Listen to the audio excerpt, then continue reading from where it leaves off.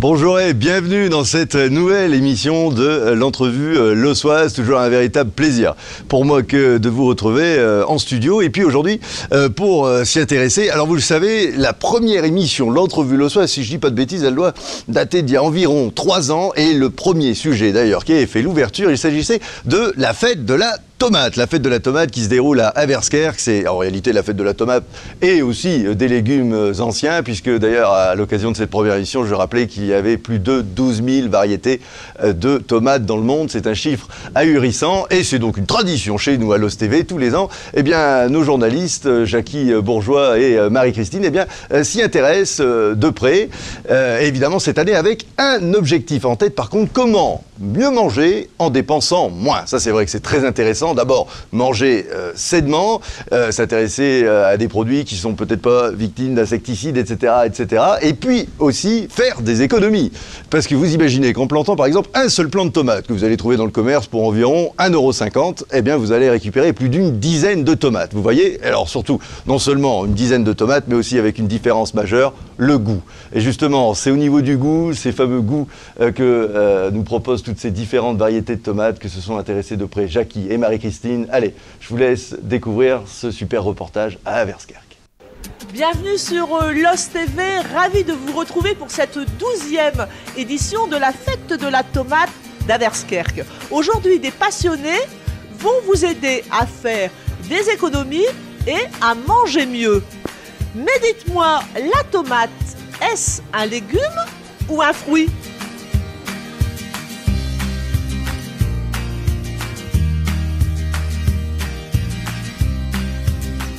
On se retrouve avec Pierre, une des figures du PJH. Dis-moi Pierre, à quoi sert la consoude pour la culture des tomates ? La consoude surtout ramène de la potasse et elle permet aux fruits de grossir. Le principe c'est que à la base on met des orties pour faire fructifier la plante, mais après on met de la consoude pour faire grossir le fruit, pour avoir des beaux fruits bien mûrs, bien rouges. Alors, comme on ne peut plus utiliser le mot purin, comment fait-on avec cette consoude ? Non, on n'utilise plus le mot purin. Purin n'existe plus. On n'a plus le droit de les appeler comme ça. On les appelle comme ça. On le trouve encore dans le commerce. Mais c'est une macération de plantes.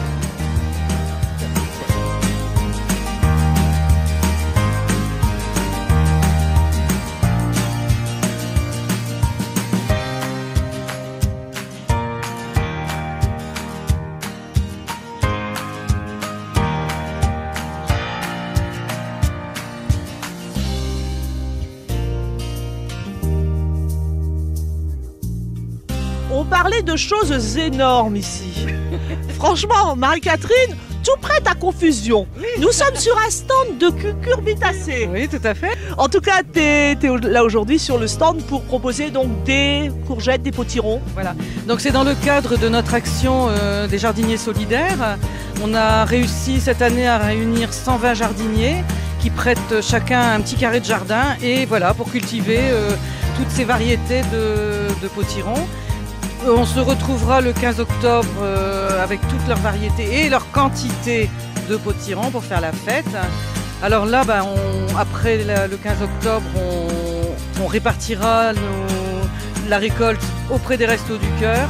On ramassera avant les graines pour les semences internationales. Donc là, on est bien sur le type de jardin solidaire, jardin partagé. Ce qui prouve que la terre peut continuer à nourrir les hommes et les femmes qui en ont besoin. Alors je rajouterai aussi que dans le cadre de notre fête, on va faire un troc graines. Puisque les jardiniers étant tous des jardiniers amateurs, ils doivent avoir des espèces qu'ils voudraient faire partager à d'autres jardiniers. Donc on est en plein échange. Et amenez donc vos graines et puis de toute espèce. Hein. Pas simplement des graines de potirons, mais toute espèce de graines pour les échanger. Et ben on s'échange plein de choses, même des graines. Voilà. Comment faire des économies ? Dans un potager, si vous pouvez planter 50 pieds de tomates et récolter une centaine de kilos, je parle bien de toute cette saison, puisqu'il faut manger des fruits et des légumes de saison. François, combien peut-on économiser par an d'euros ? Oui, alors en fait, en sachant que le prix de la tomate, on va dire, est aux alentours de 3,20 € le kilo, ça nous fait quand même une économie de 300 €. Donc ce qui est déjà pas négligeable, hein, je veux dire, pour une famille de 4 personnes.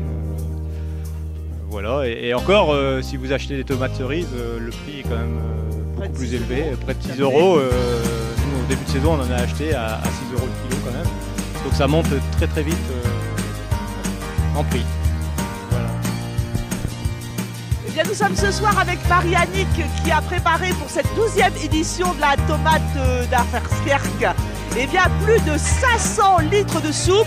Quelle est sa recette pour une soupe familiale? Eh bien, vous mettez 2 litres d'eau, des tomates, vous en mettez 1 kilo, vous mettez 250 grammes d'oignons, quelques gousses d'ail, un peu de persil, un peu de carottes, un peu de branches de persil, un bouillon cube, faites chauffer tout ça, et puis un peu d'huile d'olive pour faire grossir les oignons, bien sûr. Et puis quand tout ça c'est cuit, vous ajoutez un peu de sucre pour l'acidité, et puis un peu de crème fraîche, voilà.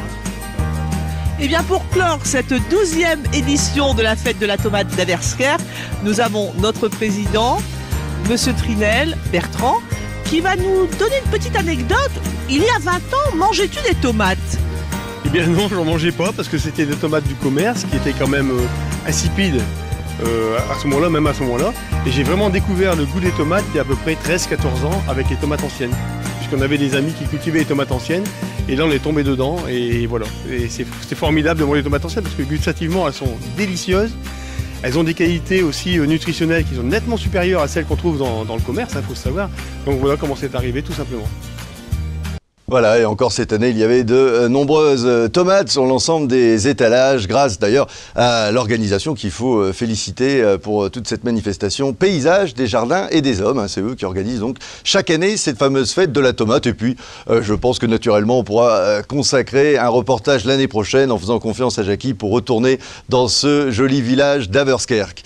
De la tomate à la littérature, désormais. Alors, c'est pas des livres de cuisine ni des livres de recettes que je vais vous présenter. Au contraire, je vais vous parler d'un projet très intéressant de Louise Philippe. Alors c'est une jeune musicienne de 16 ans, véritable d'ailleurs passionnée de la littérature. Elle est aussi arbitre de badminton, mais elle a décidé de nous raconter des anecdotes de sa vie. Alors c'est sous forme de nouvelles relativement sympathiques, c'est des nouvelles assez courtes qui s'enchaînent. Elle fait surtout partie d'ailleurs d'un groupe qui tous les mercredis après-midi à la médiathèque de Los Angeles s'entraîne à écrire et puis aussi l'association Les Passeurs de Mémoire, ô combien important. Écoutez, je vous en dis pas plus, je vous propose de découvrir son interview, de découvrir son livre Les Sens ébréchés, grâce à un reportage signé Marcel Moreau. Alors Louise, bonjour, tu as 17 ans, tu as écrit un livre, Les Sens ébréchés. Quelle est la démarche pour écrire un livre? En fait, j'ai commencé à écrire en 3e grâce à une rédaction d'une prof de français. Et après, dès que j'avais une conversation avec mes copines, que j'entendais une info ou que même un événement quelconque, je pouvais avoir des idées, donc je les mettais, je les écrivais parce que j'aimais ça tout simplement. Et l'année dernière, en décembre, ma professeure de français de lycée m'a conseillé de publier mes histoires sur Edilivre, qui est un éditeur sur internet. Du coup, j'ai regroupé mes préférés et j'ai envoyé en me disant on verra bien, si ça marche pas, c'est pas grave. Et 2 semaines après, ils acceptaient de publier mon recueil, du coup j'étais très très contente. Ok, alors tu viens de nous dire qu'il y avait beaucoup d'idées, mais quel est le thème général de ton livre?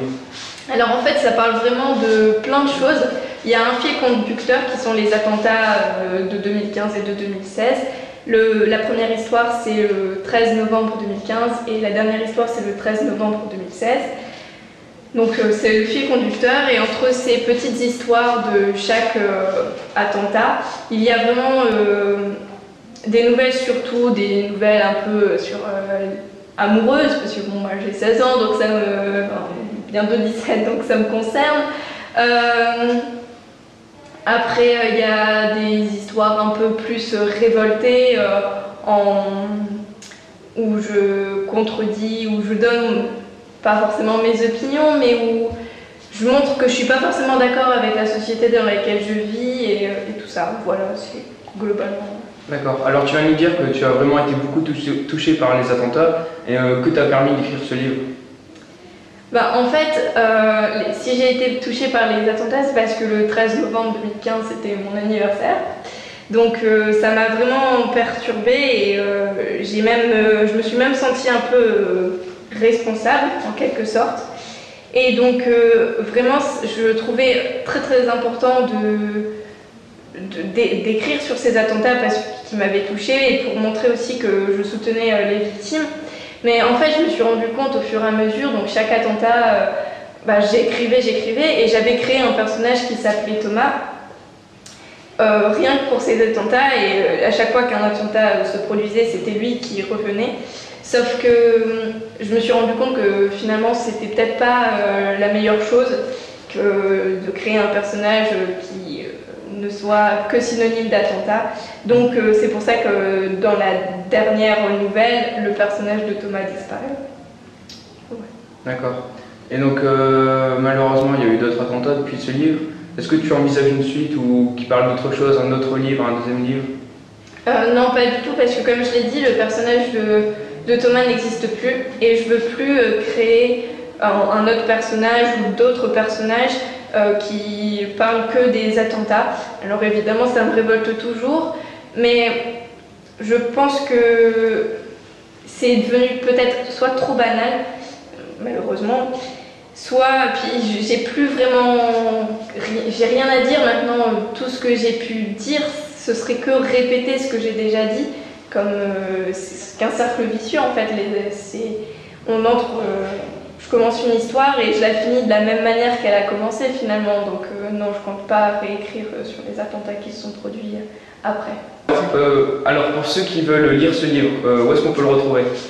Alors il est disponible sur le site d'Edilivre, donc c'est tout simplement edilivre.com, sur le site de la FNAC et sur Amazon, donc pour l'instant il n'est que sur internet, au prix de 10,50 €.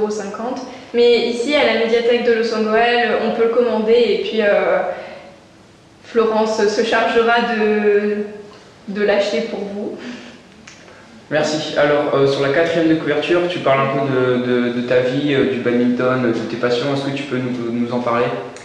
Bah oui, donc en effet, je dis que je suis arbitre national de badminton parce que j'ai commencé vraiment à faire du badminton ici au collège de Losangoël.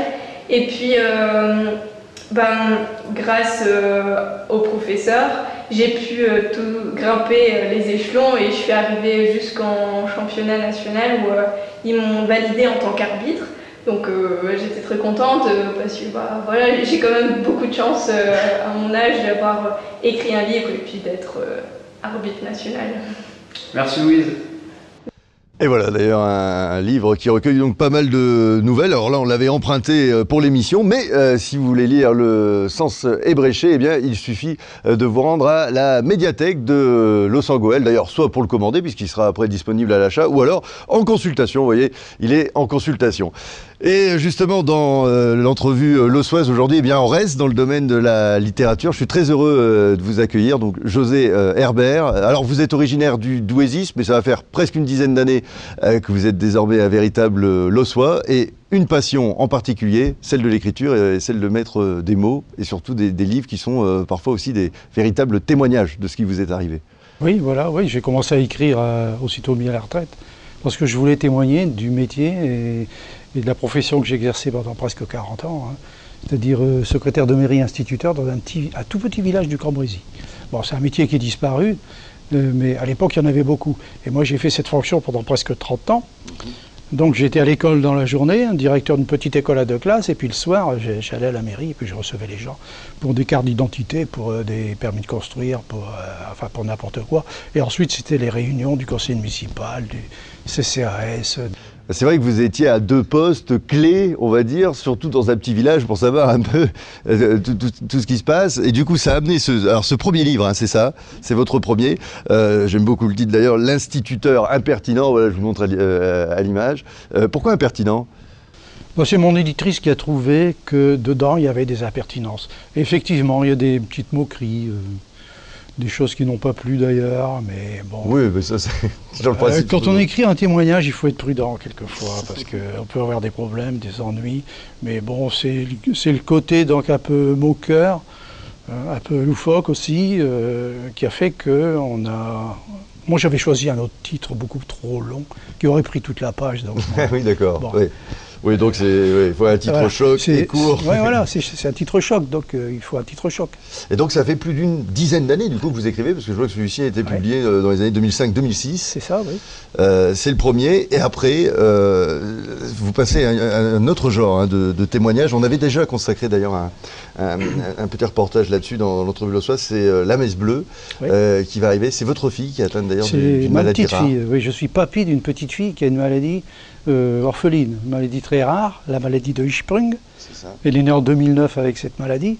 C'est une maladie qui touche l'intestin et qui peut présenter différents degrés d'atteinte. Donc dans son cas précis, elle est atteinte totalement dans son intestin, c'est-à-dire qu'en fait, elle n'a pas d'intestin valide. Elle n'en a pas. On lui a enlevé d'ailleurs un équerre au mois d'octobre. Donc elle n'a pas d'intestin, et puis il faut vivre différemment. D'accord, et donc là c'est tout le témoignage, vous en tant que grand-père justement que vous Oui, voilà, témoignez. c'est-à-dire elle est née en 2009 et j'étais en train d'écrire un autre ouvrage et je me suis trouvé en panne évidemment, parce que c'est quelque chose quand même, quand arrive un problème comme celui-là dans une famille, on est un moment paralysé. Donc j'ai quand même continué à écrire 2 ou 3 chapitres chaque semaine pendant 1 an. Je me suis dit je vais arrêter à l'anniversaire de Lola, puisqu'elle s'appelle Lola, et chaque semaine j'écrivais mettons en moyenne 2 articles, et pour témoigner de ce que je vivais, et de ce que la famille vivait, et de ce que Lola vivait. Voilà. Et puis j'ai bouclé donc la chose 1 an après, et j'ai eu la chance d'avoir une éditrice qui est partie dans l'affaire, et la même d'ailleurs que pour le premier, qui m'a édité ensuite d'autres livres. Et voilà, avec évidemment les droits d'auteur qui sont allés directement dans la tirelire de ma petite fille. Évidemment, oui, pour soutien. Bah, d'ailleurs, vous avez mis justement, parce qu'on en parlait hors antenne, votre plume au service des associations qui sont, voilà, qui concernent donc la maladie de Hirschsprung. Vous avez fait un livre là qui recueille plusieurs familles justement. Oui, qui voilà. sont Donc concernées par ce phénomène. cette maladie, elle a créé, donc il y a une nécessité pour les gens qui sont confrontés à cette maladie de se rencontrer, de parler, de confronter leur expérience. Donc il y a un groupe qui s'est créé sur Facebook. D'accord. Et puis moi j'en faisais partie et j'en fais toujours partie.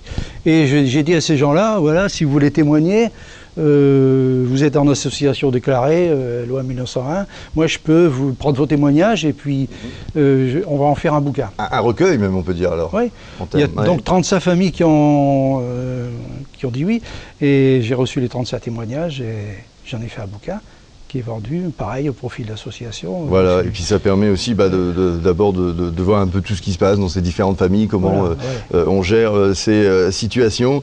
On a vu dans cette première partie un peu, vous avez une plume sur voilà, ce que vous avez vécu en tant qu'instituteur, conseiller municipal dans votre petit village du secrétaire de mairie.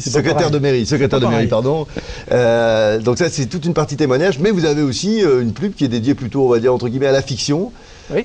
Et dans la fiction, alors il y a pas mal d'œuvres que vous avez présentées, elles sont sur le plateau, vous avez ramené. Et là, on peut dire que c'est plutôt loufoque comme ambiance, c'est ça? C'est comme ça que vous la décririez? Oui, voilà, c'est plutôt loufoque, oui.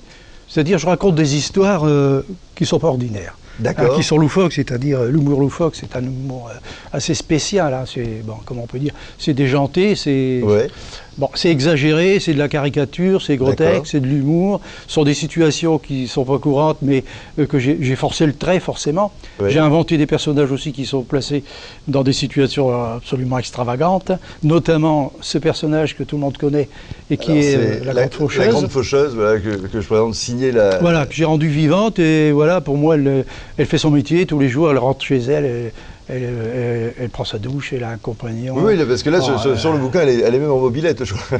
Elle est en mobilette. Je vous signale que les premières couvertures ont été dessinées par un monsieur qui s'appelle Jean-Michel Delambre. Je vais dire, oui. Et qui est dessinateur humoristique qui habite dans la région. D'accord. Qui travaille aussi pour le Canard enchaîné. Ah, d'accord, ok. Oui, bah, c'est vrai qu'on reconnaissait un peu cette patte de caricature, effectivement. Oui, J'étais en voilà, train les de trois. poser la question. Ouais. Et voilà, donc là, c'est votre... et le dernier, par contre, qui est cette fois-ci une fiction un peu plus historique. Vous Alors, le précisez. dernier, ouais. Ça s'appelle Le Grand Pied de Berthe. Et, alors, historique, ça se passe sur quelle époque, ici? Alors l'époque de Berthe au Grand Pied, que tout le monde connaît, puisqu'on la trouve dans les livres d'histoire, Oui. c'est l'époque de Charlemagne. Voilà. Couronné en l'an 800, comme tout le monde le sait. Tout à fait. Bon, mais moi en fait, on ne sait pas grand-chose sur Berthe au Grand Pied, qui était maire de Charlemagne. Moi, j'ai saisi l'occasion pour créer mon personnage, qui est né avec un grand pied, et que j'ai appelé Berthe, évidemment. Ça, c'est un peu la légende. D'ailleurs, on disait aussi que Charlemagne avait une voix extrêmement aiguë, fluette, ce qui... Oui, ça, je me par demande rapport comment à on ces peut... 2 mètres, Non, en fait, sur Berthe au Grand Pied, qui était maire de Charlemagne et épouse de Pépin le Bref, on ne sait pas grand-chose. D'accord. On n'a même pas ouvert son tombeau pour voir si vraiment elle avait un grand pied. D'accord. Alors qu'elle est enterrée à Saint-Denis, je crois, près de Paris. Oui. Mais non, disons, c'est le personnage que j'ai retenu et que moi je l'ai fait vivre au XVe siècle, à la fin du XVe, c'est-à-dire à l'époque de François Ier, de Rabelais, et puis des auteurs, des poètes du Moyen-Âge, parce que j'adore le Moyen-Âge, hein, du Bellay, Ronsard, etc. Bon, donc moi j'ai situé mon personnage fin Moyen-Âge, début Renaissance. D'accord. Et je la fais voyager. D'accord. Elle voyage? Elle voyage et puis on apprend beaucoup, parce que bon, moi j'étais instit et j'ai conservé... Prof d'histoire alors, non? Non. Non, mais j'ai fait des études aussi pour écrire la monographie de mon village. D'accord. Je suis allé aux archives, enfin j'ai fait un tas de trucs. C'est quelque chose on qui peut vous pas passionne alors. tout dire l'histoire, parce ouais. que il faudrait me consacrer une journée entière.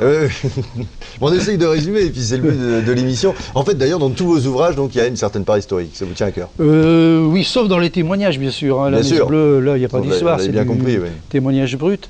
Mais dans les autres, oui, il y a toujours une part historique. Ouais, ouais. Et dans celui-là, plus. Hein. Donc, on voyage au Moyen-Âge et on apprend comment on vivait au Moyen-Âge. Hein.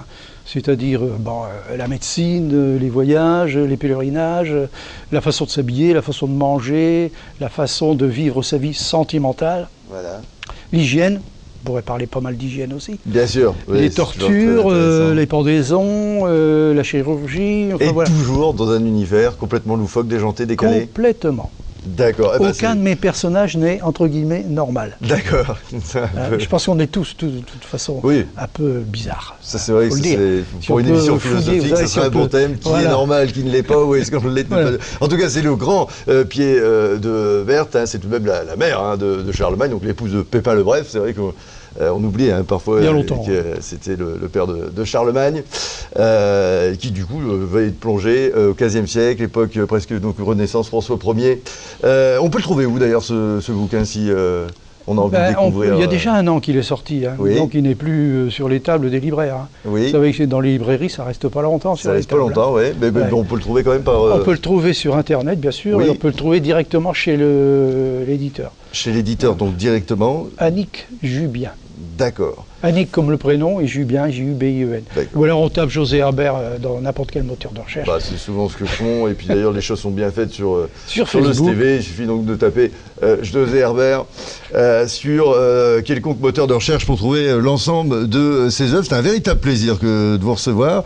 C'est vrai que vous avez un panel très large. Et Ah, du je coup, pourrais c'est- parler je vous dis pendant la journée. Hein. C'était très intéressant.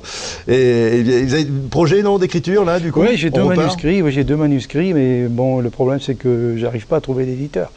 Ah oui, c'est la complexité. Ça, Eh ben, si on nous on regarde. pourrait parler de l'édition aussi, mais c'est un problème maintenant. C'est vrai que l'édition. beaucoup de gens maintenant font aussi un système d'auto-édition finalement.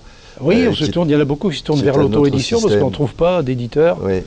Les éditeurs, c'est la concentration, on peut parler aussi de concentration des éditions. Oui. Actes Sud, enfin je ne vais pas dire des noms parce que c'est... Ouais, non, mais c'est pas gênant ici. Mais je veux dire, et puis ils sont tous un peu regroupés à Paris. Peut-être qu'il y a plus ce fameux éditeur indépendant qui va peut-être promouvoir l'écrivain Des local. petits éditeurs indépendants, il y en a beaucoup en France, effectivement, il y a plusieurs centaines, même plus de 1000. Mais ils vivotent. Ouais. Puis il y en a beaucoup qui déposent le bilan, comme moi j'ai eu ce tour-là. Bon.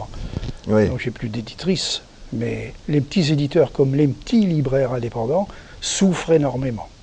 C'est vrai qu'il y a une sorte de complexité. En tout cas, on vous le souhaite pour vos prochains projets, que ce soit par une édition, par de l'auto-édition, de continuer à vivre de votre passion depuis plus de 10 ans, donc qui est l'écriture.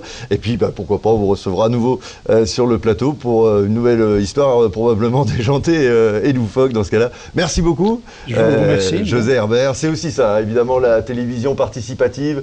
On a reçu de nombreux chanteurs, artistes, il y avait des comédiens, aussi des artisans qui faisaient le métier d'antan, et bien aussi les écrivains, vous voyez, de votre région. N'hésitez pas donc à découvrir toute l'œuvre de José Herbert, que ce soit les témoignages ou ses œuvres de fiction. Eh bien écoutez, vous êtes toujours de plus en plus nombreux à nous regarder, et croyez-moi, ça nous fait très plaisir. Que ce soit d'ailleurs la nouvelle rubrique que vous avez vue, Sang et Or. C'est vrai que les résultats sportifs du Racing Club de Lens sont assez complexes en ce moment. Je dirais juste ça pour ne pas être trop méchant, mais en tout cas, on leur souhaite une belle remontée sportive. Mais nos journalistes sont toujours là, présents aux abords du stade Félix Bollard de Lens pour vous. Et vous êtes nombreux, les supporters, à nous regarder. Alors, continuez à soutenir Los TV et nous soutenir. Eh bien, c'est mettre un petit j'aime, voilà, sur la page Los TV, le faire partager aussi à vos amis et vous abonner à la chaîne YouTube. Ça vous permettra, dès qu'une vidéo est sortie, eh bien, de la regarder immédiatement. Toujours un plaisir pour moi que de présenter l'émission et je vous donne rendez-vous tout naturellement le mois prochain.